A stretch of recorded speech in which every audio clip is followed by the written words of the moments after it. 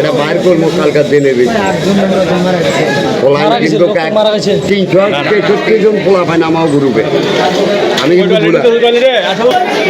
আর কিছু তো বন্ধুরা, এটা হলো ইন্টারন্যাশনাল মেডিকেল হাসপাতাল। গতকাল আমি দোকান বন্ধ করার পর এই হাসপাতালে গিয়েছিলাম। এখানে বেশ কয়েকশো রোগী হাসপাতালে চিকিৎসাধীন অবস্থায় আছেন। হাসপাতালের নিকটবর্তী সিংবাড়ি এলাকা বারাকা গার্মেন্টস। ওই গার্মেন্টসের ঠিক সন্ধ্যার দিকে টিফিন খাওয়ার পর কিছু সংখ্যক শ্রমিক অসুস্থ হয়ে পড়ে তড়িৎ গতিতে তাদেরকে ইন্টারন্যাশনাল মেডিকেল হাসপাতালে আনা হয়। তো বন্ধুরা, এভাবে একের পর এক গ্রাউন্ড ফ্লোর থেকে 5 তলা পর্যন্ত তাদেরকে চিকিৎসার জন্য নিয়ে আসা হয়। আমি দোয়া করি আমার এই শ্রমিক ভাই বোনদেরকে আল্লাহ তুমি হেফাজত করো। আপনাদের কাছে একটা দাবি বন্ধুরা, এই ভিডিওটা পাওয়ার সঙ্গে সঙ্গে শেয়ার করবেন। এখানে 3 তলা ফ্লোরে সিট না থাকার কারণে তাদেরকে 4 তলায় হ্যান্ডওভার করা হচ্ছে। আমি যতদূর জানি বন্ধুরা, প্রত্যেকটা শ্রমিক ভাই বোন আমাদের গর্ব। এই তো মাত্র কয়েকটা টাকা বাড়তির আশায় তারা কিন্তু স্বেচ্ছায় এই টিফিন খেয়েছিল। কার জন্য খেয়েছিল? আপনার আমাদের দেশের জন্যই তো। সুতরাং আমরা ভিডিওটা বেশি বেশি শেয়ার করি, ওদেরকে দেখার জন্য শেয়ার করে দেই বন্ধুরা। এটা কিন্তু সাধারণত হাসপাতালের ভিতরের অবস্থা, আর বাহিরের অবস্থা আরো ভয়াবহ। কেননা একের পর এক রোগী আসতেছে আর বহিরাগতরা অযথা ভিড় করতেছে। মজার ব্যাপার হলো কিছু নার্স ভিডিও করতে দিতেছে না। আমি জানি না তাদের অসুবিধা কোথায়।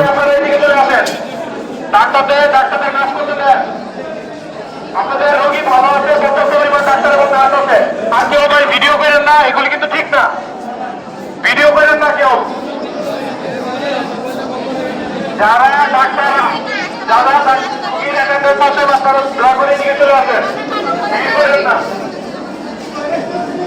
কেউ ভিডিও করবেন না, দয়া করে কেউ ভিডিও করবেন না।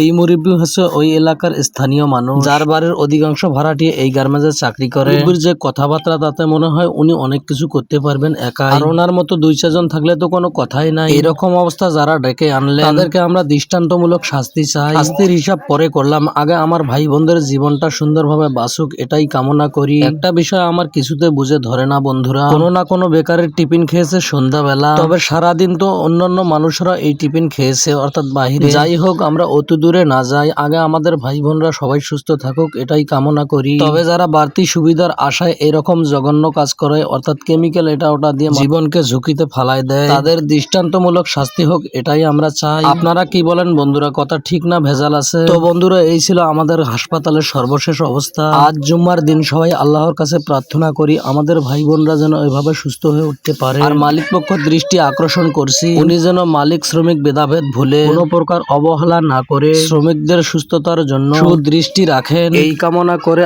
আজ আমি আমার ভিডিওটি শেষ করছি বন্ধুরা। সবাই ভালো থাকেন, সুস্থ থাকেন, এই পেজটি ফলো করেন। সবার সুস্বাস্থ্য কামনা করি।